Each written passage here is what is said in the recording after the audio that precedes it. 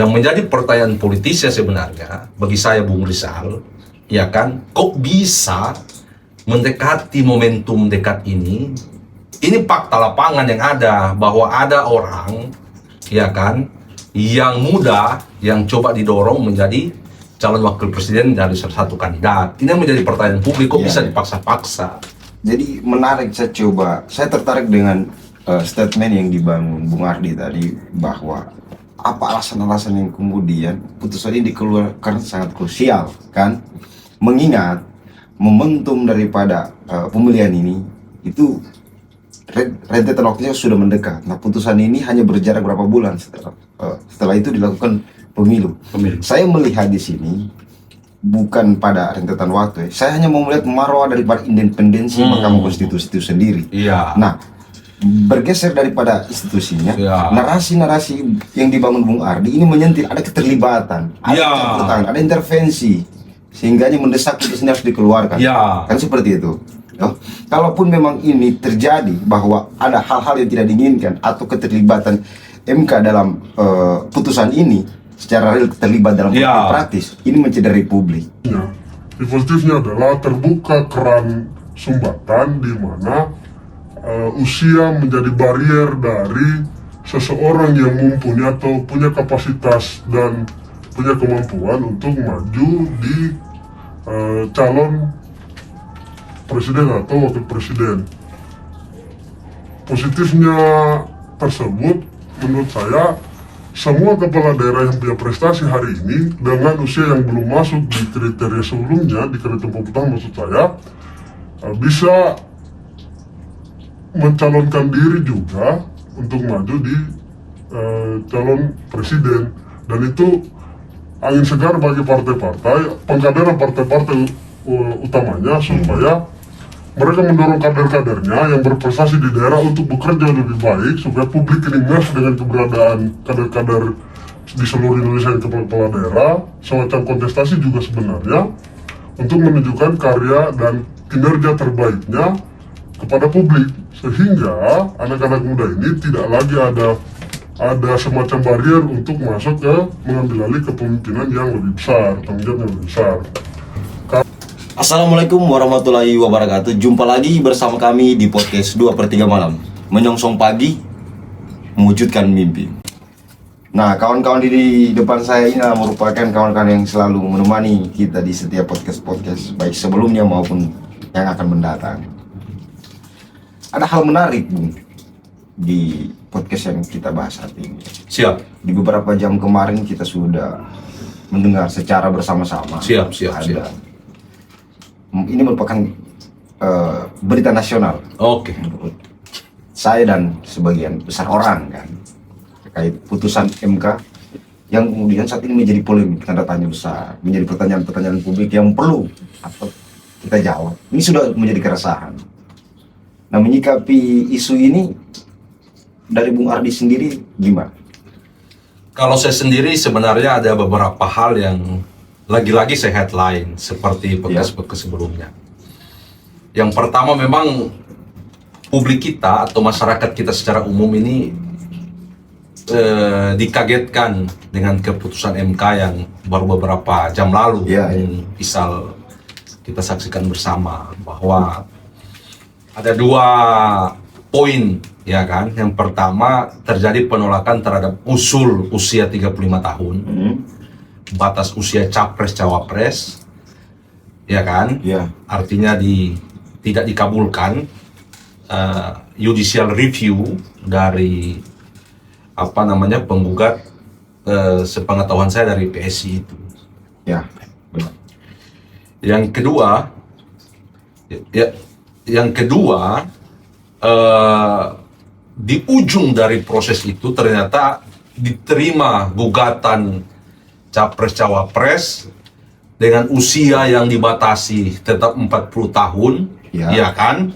Tapi ditambahkan dengan kata atau pernah menjabat sebagai kepala daerah. Itu bisa kita saksikan lah. Nah, ini membuat kekagetan publik. Artinya ada tanda tanya besar di sini, kan? Tanda tanya besar, siapapun dia, dalam perspektif politiknya, siapapun dia, orang politik yang pernah menjabat sebagai kepala daerah, dia berhak berhak dicalonkan sebagai capres maupun cawapres, walaupun belum usia 40 tahun, karena bahasanya atau. Dari perspektif politiknya ini jadi perbincangan publik, menjadi pertanyaan banyak orang, apa pendasarannya? Mungkin Bung Rizal juga dari perspektif hukum agak paham pendasarannya. Iya, iya. Begitu. Kalau saya juga menjadi tanda tanya besarnya. Menjadi tanda tanya besar beberapa aspek yang kemudian saya melihat terjadi kekosongan. Tidak ada penegasan terhadap putusan ini. Di putusan itu atau pernah menjabat atau sementara menjabat. Nah, klasifikasinya gimana? Orang yang menjabat ini, apakah kita membutuhkan timer waktunya berapa lama baru bisa dia diikut sertakan sebagai kandidat cawapres ataupun capres ya. Nah, di sini tidak ada bentuk penegasan itu. Ya. Kemudian di beberapa aturan juga yang saya sikapi terkait keterlibatannya masyarakat yang ikut dalam berkontestasi, saya pikir di aturan yang dimana di situ menegaskan batas usia, dia melalaikan Undang-Undang Dasar di pasal 27 ayat 1 itu, dia menegaskan seperti ini di pasal itu. Segala warga negara bersamaan kedudukannya baik di dalam hukum maupun di pemerintahan. Artinya apa? Bahwa dengan pasal 27 ayat 1 Undang-Undang Dasar 1945 itu tidak diperuntukkan di Mahkamah Konstitusi itu sendiri. Maksudnya bagaimana itu? Ya, dia tidak perlu mengatur tentang batas usia. Sudah ada ketegasan di Undang-Undang Dasar, kan? Jelas kedudukannya sama. Nah, di pasal 27 ayat 1 Undang-Undang Dasar 1945 itu sudah jelas, tidak ada batasan, kedudukan semua sama. Nah, diperkuat lagi di pasal 24D Undang-Undang Dasar 1945. Di situ dia berbunyi, setiap warga negara berhak memperoleh kesempatan yang sama. Kesempatan yang sama ya. Berhak lagi. Dalam pemerintahan. Artinya apa? Kedua pasal ini sudah menegaskan bahwa tidak ada pembatasan kriteria baik usia ataupun pernah menjabat di pemerintahan. Hanya saja sebagian ini kan diatur oleh Mahkamah Konstitusi bahwa dibatasi di usia 40. Yang menjadi pertanyaan, rujukan daripada dibatasi itu apa alasan hukumnya? Ini kan tidak diterangkan secara langsung. Kan? Nah, saya pikir ini terjadi kekeliruan oleh Mahkamah Konstitusi. Saya tidak melihat persepsi hal-hal yang tidak di luar daripada hukum, tapi saya melihat pada hukumnya. Lantas ngapain harus ada undang-undang dasar itu? Lantas kita tidak menerjemahkan. Jadi saya dapat poinnya, saya potong aja kan. Saya dapat poinnya adalah kan pendasaran undang-undang dasar berarti yang bisa sampaikan ini kan. Ya. Pendasaran undang-undang dasar yang mengatur batas usia secara eksplisit, artinya kan. Ya. Di undang-undang mengatur, itu kan turunan dari undang-undang dasar. Ya. Kenapa diatur? Ini kan gugatan soal usia bukan baru sekarang. Kita bisa cross check itu di sejarah gugatan soal usia. Ya. Sudah berapa kali JR itu terjadi kan, judicial review itu terjadi di Mahkamah Konstitusi. Pendasaran soal usia yang sepengetahuan saya, pendasaran soal usia itu soal kematangan kepemimpinan seseorang. Ya. Itu pendasaran yang banyak juga kita bisa saksikan, beberapa guru besar menyampaikan itu. Soal kematangan kepemimpinan. Iya kan? Tapi yang bagi saya menarik, ya kan, bukan soal batasan. Kalau soal batasan pun kita clear dan MK, ya kan, secara politis atau secara hukumnya menetapkan tetap di usia 40, artinya dia tetap mengaminkan bahwa kepemimpinan ideal atau orang dianggap mampan memimpin republik sebesar ini atau memimpin sebagai kepala negara itu usia 40. Tapi dikunci dengan diksi atau. Yang menjadi pertanyaan politisnya sebenarnya bagi saya Bung Rizal, ya kan, kok bisa mendekati momentum dekat ini? Ini fakta lapangan yang ada, bahwa ada orang, ya kan, yang muda yang coba didorong menjadi calon wakil presiden dari salah satu kandidat. Ini yang menjadi pertanyaan publik, kok bisa dipaksa-paksa? Adanya klausul 40 tahun itu ada undang-undangnya, misal ada undang-undangnya yang akhirnya diperdebatkan dan itu digugat. Genealoginya 40 ini sebelumnya bukan 40, 35 malah. 35? Ya, sebelumnya. Dan undang-undang kepala daerah juga benar 25 tahun. Makanya undang-undang yang Bung Isal sampaikan tadi bahwa setiap warga negara punya hak dan seterusnya itu tidak kemudian membatalkan pembatasan usia itu, kan gitu. Nah, karena sebelumnya DPR bersama pemerintah telah sebelum perubahan sekarang maksud saya menjadikan usia capres dan cawapres ini malah sebelum berusia 40 tahun, kemudian berubah lagi menjadi 40 tahun kan, kemudian ini digugat lagi, kan begitu genealoginya. Kelahiran undang-undang sampai dituntut beberapa kali ini digugat maksud saya. Nah, poinnya Bang Isal yang dimaksud Bung Ardi adalah motif gugatan ini bukan pada motif motif formal hukumnya, tapi lebih kepada kepentingan yang dilatar belakangi oleh ada hal yang ingin didorong dari batas usia. Misalnya seperti yang saya ungkap tadi, ada kepala daerah tertentu, ada kepentingan tertentu. Nah, maksud saya adalah yang kita harus clearkan di diskusi 2/3 malam kali ini adalah kalaupun putusan MK ini kan sifatnya putusan MK ini berlaku, mengikat dan final. Cuman poin saya adalah penambahan klausul itu harusnya statusnya sama presidential threshold. Itu juga kan dikembalikan lagi ke klausul open legal policy. Nah, kenapa undang-undang ini terkait usia ini putusan MK tidak konsisten dalam hal ini melihat bahwa undang-undang ini statusnya juga open legal policy.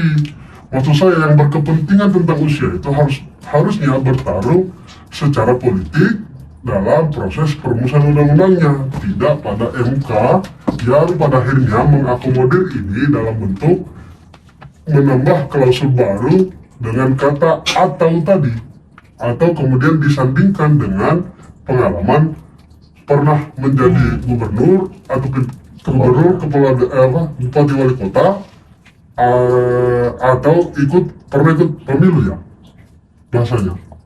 Nah, makanya lebih baiknya kita lihat putusan MK dulu. Saya coba membacakan kembali terkait putusan MK yang dimana di pasal 169 huruf Q selengkapnya berbunyi berusia paling rendah 40 tahun ataupun pernah menduduki jabatan yang dipilih melalui pemilihan umum kepala daerah. Jadi seperti itu dia Bung Ardi. Iya, memang Bung Rizal, memang itu kan keputusan MK berarti yang beberapa jam lalu diputuskan. Ya, diputuskan kan harus dia ini bersifat mengikat dan sudah ingkrah. Finalan mengikat ya. Kan. Jadi pun kemudian finalan mengikat, bagi saya pribadi ya, subjektivitas saya juga berkata bahwa, dan itu juga banyak berseliweran di media kita bisa baca. Ya. Secara etis publik ini atau lebih tepatnya etika politiknya yang bagi sebagian orang ini yang dalam tanda kutip dilanggar karena pendasarannya adalah soal rentan waktu. Ini kan kita menghadapi pemilu yang akan dilaksanakan, voting day-nya itu di 14 Februari 2024 dan pendaftaran dibuka di tanggal 19 sampai tanggal 25. Nah, semakin dekat ini kan menjadi perbintangan atau pertanyaan, kok bisa ada putusan begitu yang krusial, itu kan menambah diksian di momentum yang semakin dekat. Ini menjadi pertanyaan. Dan perkembangan terkini kita bisa lihat fakta lapangan bahwa ada sosok orang yang menjadi kepala daerah hari ini, anak muda yang didorong untuk menjadi cawapres salah satu kandidat. Di kondisi ini kan kita bisa melihat, ini fakta lapangan, kita bicara fakta bahwa Pak Ganjar dan Pak Prabowo yang belum memiliki cawapres. Ini rekat hubungannya dan satu kesatuan bagi saya yang tak terpisahkan dari keputusan MK. Ini kan pertanyaan publik juga. Di sisi yang berbeda, ada dissenting opinion bahwa keputusan itu berbeda, jumlahnya itu 5 dan 4. Ini kan luar biasa ini bagi saya. Ini yang menjadi perbincangan publik dan menurut saya etis publiknya atau etika politiknya, sehingga narasi soal keputusan ini juga bisa berlaku harus berlaku di 2009 itu juga bisa jadi bisa jadi masukan. Cuman kan tadi Bung Rizal menyampaikan bahwa ini sudah final dan mengikat. Final. Iya, kalau saya yang akan begitu berlaku sih, di 2000 di kontestasi 2024 nanti. pasti berlaku surut kan, pasti Ya. kan ketika diputuskan berlaku hari ini juga. Ya, Kalau saya aturan itu dikeluarkan etis politik. setelah ditetapkan. Ah. Lagi kita lihatlah bagaimana, kalau menurut saya pribadi ya, lagi kita lihatlah bagaimana kelanjutannya. Di sisi yang berbeda, poin kedua saya adalah soal yang disampaikan tadi kan open legal policy. Ya, Open legal policy artinya kembalikan ke pembuat undang-undang. Itu juga adalah partai politik. Lagi bagaimana kita lihat konsistensi partai politik juga. Ini juga menjadi pertanyaan publik besar. Konsistensi partai politik untuk memastikan bahwa apa yang telah mereka putuskan di parlemen, di DPR, itu kan partai-partai politik juga akan mengikuti kontestasi. Ya kan? Dengan kondisi seperti ini, bagaimana para pimpinan partai politik memaknai keadaan ini? Kalau memang kemudian yang dikhawatirkan publik mendorong figur yang dalam tanda kutip lagi ya, terkesan dipaksa, makanya harus ada perubahan undang-undang ini, itu juga yang saya pikir pasti publik akan merespon dan kita tidak tahu respon publik akan seperti apa selanjutnya. Poin pentingnya adalah menurut saya memang konsistensi MK menjadi pertaruhan publik. Kenapa? Di sisi yang sama kan ada gugatan soal presidensial threshold, itu juga basisnya adalah partai politik. Nah, maksud saya MK juga di sisi tertentu harus menunjukkan keadilan putusan yang harus berpihak kepada publik. Kenapa publik? Karena perundangan itu sifatnya akan mempengaruhi publik secara langsung. Nah, makanya konsistensi MK di sini juga dipertaruhkan konsistensinya dan ketidakberpihakannya kepada politik praktis misalnya. Itu poin pertama. Poin kedua soal bahwa ada dan pemahaman publik sudah terbentuk bahwa ada figur yang didorong untuk mendampingi baca pres tertentu. Saya pikir kita lihat sisi positifnya. Sisi positifnya adalah terbuka keran sumbatan di mana usia menjadi barrier dari seseorang yang mumpuni atau punya kapasitas dan punya kemampuan untuk maju di calon presiden atau wakil presiden. Positifnya tersebut menurut saya, semua kepala daerah yang punya prestasi hari ini dengan usia yang belum masuk di kriteria sebelumnya, di kriteria pemutahan maksud saya, bisa mencalonkan diri juga untuk maju di calon presiden. Dan itu angin segar bagi partai-partai, pengkaderan partai-partai utamanya, supaya mereka mendorong kader-kadernya yang berprestasi di daerah untuk bekerja lebih baik, supaya publik ini ngeh dengan keberadaan kader-kader di seluruh Indonesia yang kepala daerah. Semacam kontestasi juga sebenarnya untuk menunjukkan karya dan kinerja terbaiknya kepada publik, sehingga anak-anak muda ini tidak lagi ada semacam barrier untuk masuk ke mengambil alih kepemimpinan yang lebih besar, tanggung jawab yang lebih besar. Karena kita melihat kecenderungan global saat ini, misalnya di Asia Tenggara, di Thailand misalnya, yang menang pemilu di Thailand beberapa saat yang lalu itu adalah partai anak muda. Saya agak lupa namanya, tapi dengan kemenangan ini mereka berhasil mendudukan kandidatnya sebagai calon Perdana Menteri. Apa poin saya? Poin saya adalah tren perubahan kepemimpinan saat ini itu tidak lagi dilihat dalam kacamata usia. Usia tidak menjadi jaminan kematangan seseorang untuk menjadi pimpinan negara. Tetapi pentingnya adalah dia punya kapasitas yang tentu sudah dibuktikan terlebih dahulu, tidak lagi gimmick dan seterusnya. Ada problem publik yang dia telah selesaikan. Itu poin keduanya. Yang ketiga, tidak konsistensinya juga partai politik memperjuangkan kepentingannya. Artinya kalau memang partai politik itu menjadi wadah pengkaderan calon pemimpin negara atau pemimpin bangsa ini, maka sudah sejauh hari sebenarnya dia harus menyiapkan kader-kader terbaiknya untuk maju di pertarungan yang lebih besar. Dan itu harus dimulai dari daerah-daerah. Sehingga tidak ada lagi wacana dan isu bahwa tidak ada pemimpin Indonesia kalau bukan orang Jawa misalnya.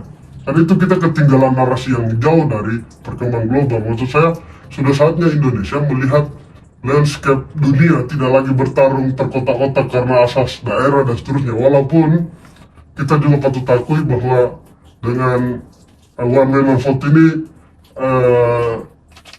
background kultural dan primordial itu sangat mempengaruhi kita dalam menentukan pilihan. Tapi makin kesini memang harus kita makin terbuka dengan hal-hal itu, bahwa ada kepemimpinan berkualitas tapi berasal dari daerah kecil. Itu penting untuk kita mengangkatnya jauh lebih luas perannya melalui pimpinan negara misalnya. Ke depan menurut saya itu jauh lebih penting. Mungkin itu saja yang bisa saya maknai di putusan MK ini. Jadi menarik, saya tertarik dengan statement yang dibangun Bung Ardi tadi, bahwa apa alasan-alasan yang kemudian putusan ini dikeluarkan sangat krusial kan, mengingat momentum daripada pemilihan ini itu rentetan waktunya sudah mendekat. Nah, putusan ini hanya berjarak berapa bulan setelah itu dilakukan pemilu. Saya melihat di sini bukan pada rentetan waktu, saya hanya mau melihat marwah daripada independensi Mahkamah Konstitusi itu sendiri. Nah, bergeser daripada institusinya, narasi-narasi yang dibangun Bung Ardi ini menyentil ada keterlibatan, ada intervensi, sehingga mendesak putusan harus dikeluarkan. Kan seperti itu. Kalaupun memang ini terjadi bahwa ada hal-hal yang tidak diinginkan atau keterlibatan MK dalam putusan ini, secara real terlibat dalam praktis, ini mencederai publik, sangat mencederai dan kelembagaan, independensi kelembagaan. Iya, artinya begini, saya mengambil satu studi kasus yang dimana belum lama ini, beberapa minggu kemarin, lembaga yang kita agung-agungkan yang bersifat independensi, tapi notabene tidak bersifat independensi. Salah satu lembaga Komisi Pemberantasan Korupsi. Nah, terlepas daripada itu, hari ini kalaupun terbukti tidak ada independensi di tubuh KPK lagi, lantas masyarakat, publik itu harus mempercayai ke siapa lagi? Kan? Seperti itu ya Bung Ardi. Iya, makanya memang sembari menuju ke akhir perbincangan mungkin ya. Syarat kepentingan politik ini yang menjadi pertanyaan besar, dan pembuktiannya lagi-lagi bagi saya kembali ke tadi, menarik tadi yang Bung Bertopin sampaikan tadi, bahwa sedidebatkannya PT Presidential Threshold itu, MK selalu berpandangan bahwa ini open legal policy, kembali ke pembuat undang-undang. Saya konsistensi kelembagaan itu menurut saya yang penting kita garis tebal, ya kan? Kok bisa di poin itu kalian ngomong begitu, di poin undang-undang pemilu yang penambahan itu kalian nggak ngomong begitu? Itu kan yang menjadi perbincangan publik. Ada pertentangan ya. Ada pertentangan di kelembagaan. Perspektif Bung Isal soal independensi dan kita tercederai dengan hari-hari kemarin yang belum terlalu lama juga itu menjadi penting, sehingga pembuktian bagi saya memang paling pokok adalah di partai politik. Bagaimana kemudian menyikapi ini? Kalau itu bisa atau itu terjadi kemudian terbukti bahwa ditunggangi dengan kepentingan orang-orang yang sudah di-endorse, nggak perlu kita sebut nama, tapi publik ini tahu siapa yang kita bicarakan ini, sosok siapa yang mau didorongkan. Kalau itu kemudian terjadi, bagi saya ini luar biasa dan ini menjadi catatan sejarah. Ada satu bahasa bijak yang saya sering sering dengar, bahwa penghakiman terbaik, yang kata-kata bijak itu menyampaikan, penghakiman terbaik hari ini akan dilihat ke depan akan dicatat oleh sejarah. Kalau itu adalah menjadi legacy baik, maka dia akan baik. Kalaupun dia akan menjadi legacy buruk, dia akan buruk. Penghakiman itu akan dituliskan oleh para sejarawan ke depan soal keputusan ini. Kalau saya begitu, Rizal. Partai itu memberikan kontribusinya untuk mengkader calon pemimpin terbaik Republik ini. Kenapa? Karena pada partai lah wadah yang satu-satunya diamanahkan oleh demokrasi untuk membentuk kader-kader pemimpin terbaik bangsa ini. Maka tidak ada hal yang penting menurut saya untuk menyaksikan peran partai itu, karena tidak ada demokrasi tanpa partai politik, sehingga tidak ada pemimpin baik harusnya yang tidak lahir dari partai politik, harus lahir dari partai politik. Maka dari itu sudah saatnya di momentum putusan MK ini partai menunjukkan kinerja terbaiknya, melahirkan pemimpin terbaik. Yang kedua, soal pemimpin daerah harusnya juga mengambil momentum ini menjadi peluang bagi mereka untuk menunjukkan kinerja terbaiknya di daerah, bahwa di daerah sendiri pun sudah ada pemimpin-pemimpin yang juga punya kapasitas dan kemampuan memimpin daerahnya untuk menjadi lebih baik, sehingga di masa depan menurut saya kader-kader bangsa ini tidak lagi melihat sudut pandang primordial, tapi lebih kepada kemampuannya mengatasi dan membawa orang-orang yang dipimpinnya, dalam hal ini daerah, maju dari sebelumnya daerah tertinggal misalnya menjadi daerah maju. Itu menjadi penting di putusan MK ini menurut saya. Penting terakhir adalah sudah saatnya anak muda berjuang dan memperjuangkan masa depan Indonesia ini sejak hari ini, karena momentum ini menjadi peluang besar bagi pemuda untuk berkontribusi real, tidak hanya gagasan, tapi real maju dalam pertarungan pemimpin Republik ini. Mungkin itu saya menurut saya, Bung Syar. Jadi menyikapi secara utuh diskusi kita, ya apapun upaya-upaya yang akan dilakukan, maupun itu upaya hukum, putusan Mahkamah Konstitusi, dia sudah bersifat ikrar dan mengikat, tidak bisa diganggu-gugat. Kita hanya menunggu respon publik, respon masyarakat, menyikapi tentang putusan ini.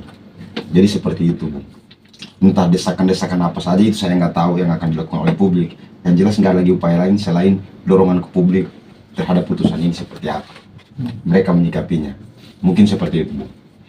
Jadi menutup perjumpaan kita malam hari ini, kita akhiri diskusi kita. Terima kasih kawan berpikir saya, Bung Ardi, Bung Bertopeng, yang sudah setiap waktu meluangkan waktu pada diskusi-diskusi kita. Begitu sudah untuk menjelaskan.